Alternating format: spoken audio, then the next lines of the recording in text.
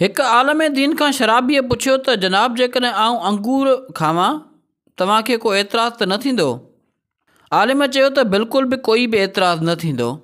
शराबीअ चयो त अगरि अंगूर सां गॾु कुझु जड़ियूं ॿूटियूं बि गॾु खावां त? आलिम दीन चयो त कोई बि मसइलो कोन्हे, तूं भले खा। शराबीअ चयो त उन सां गॾु पाणी बि शामिलु कयां त? आलिम चयो वॾे शौक़ सां पीउ। शराबीअ चयो जॾहिं सभु शयूं जाइज़ ऐं हिलाल आहिनि त पोइ शराब खे तव्हीं छो था हराम सम्झो? उन में बि उहे शयूं त आहिनि जंहिंजे खाइण पीअण जी तव्हां इजाज़त ॾियो था, यानी अंगूर, पाणी, जड़ी बूटियूं। आलम दीन शराबीअ खे चयो त अगरि तव्हां ते आउं पाणी उछलायां त तव्हांखे को एतिराज़ थींदो? शराबीअ चयो त हरगिज़ न।